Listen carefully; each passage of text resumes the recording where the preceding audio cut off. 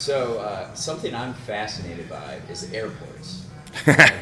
I just love airports. Me too. I feel like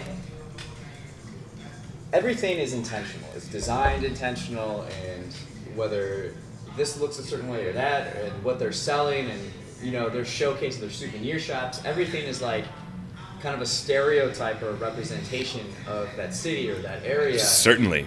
You have been to a lot of airports. I've been to like all of them.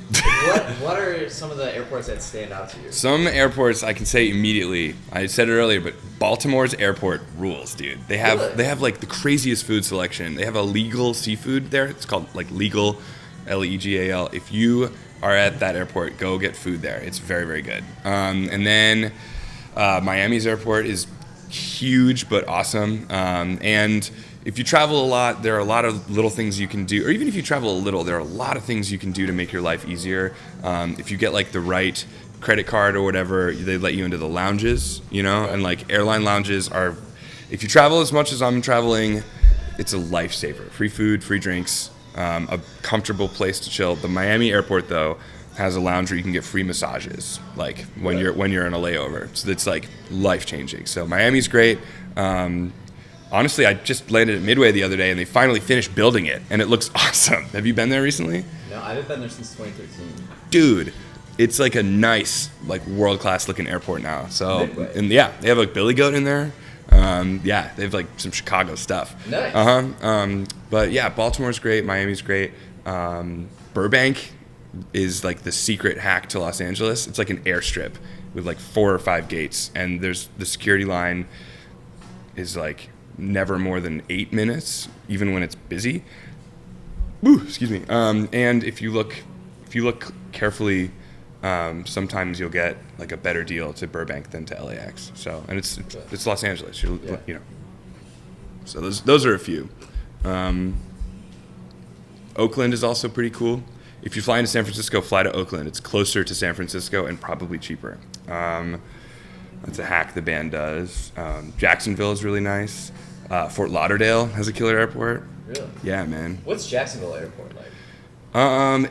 Jacksonville is, fun fact, the largest city in the United States. Not population-wise, but like actual, like geographical. Yeah, it's like it says like now entering Jacksonville, and it's like, dude, we're in the marsh still. It's like 50 miles of like marsh that you drive through, and then this huge metropolitan area that I've never really hung out in, but living in Savannah, you can either drive to Charleston or to Jacksonville for a larger airport for a better deal if you're like flying internationally.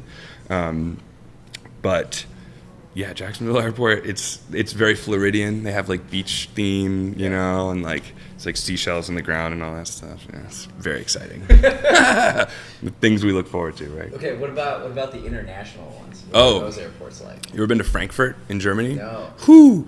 You want to talk about a marvel of German engineering?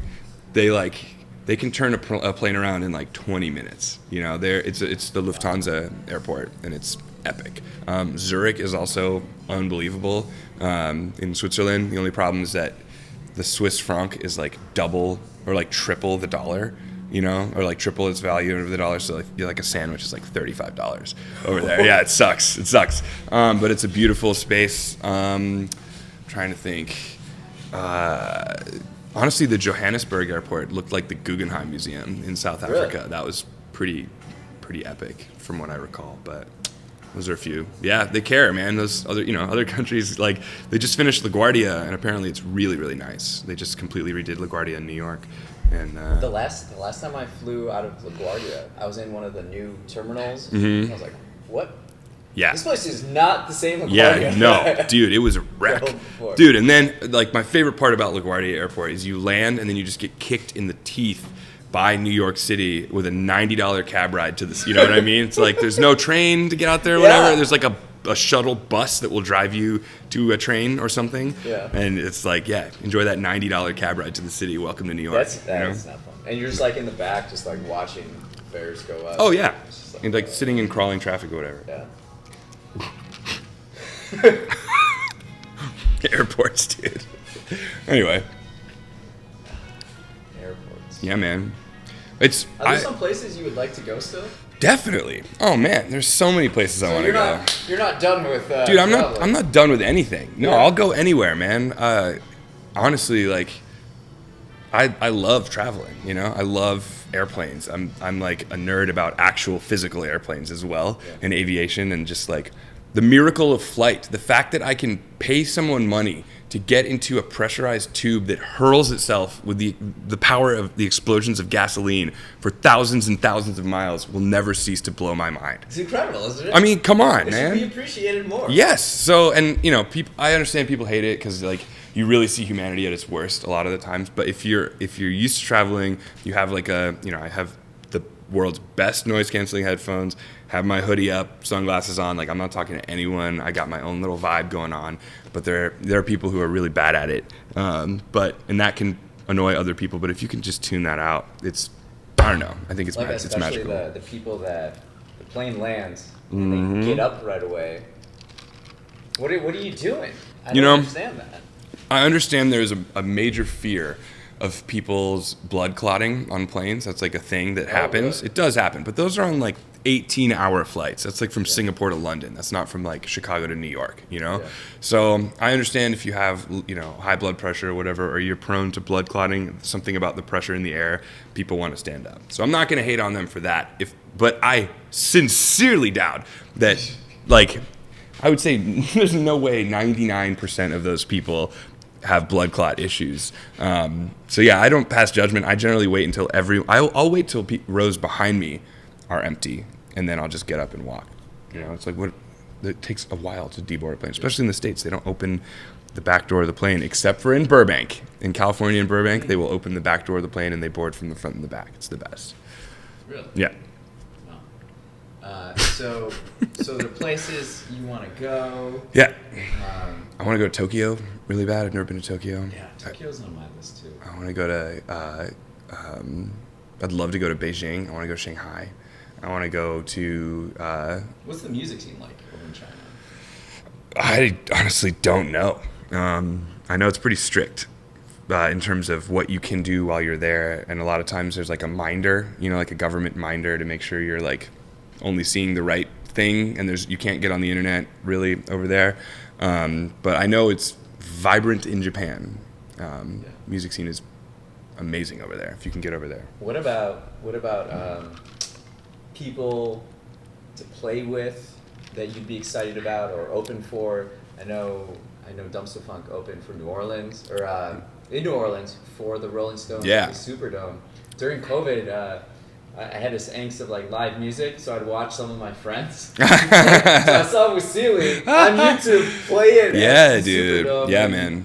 That was pretty cool. That was I'll never forget that ever. That's like that was a momentous occasion, and we slayed the gig, and it was really fun. 60,000 people, all in New Orleans, where the band is from New Orleans, like hometown heroes.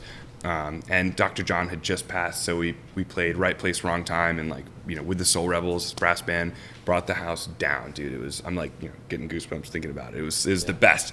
But there are tons of artists I would love to play with. When people ask like, you ever played with this person? I always say not yet, because you never know what will happen. But I would love to play with Justin Timberlake. I think his band is badass. The Regiment Horns have that gig locked up, and they're some of the baddest dudes ever. Those guys just kick ass. I'm trying to think other artists I would love to play with. I still haven't. I can't say anything about the gig because it's not. I can't say where or when it is. But Fred Wasily, the trombone player for James Brown and the JBs, or just Fred Wasily, arguably the most influential funk trombone player who's ever lived. Still alive, still plays. I haven't met him. We've been slated to open for him twice, and I think he bailed both times, either because of illness or he just was tired or something.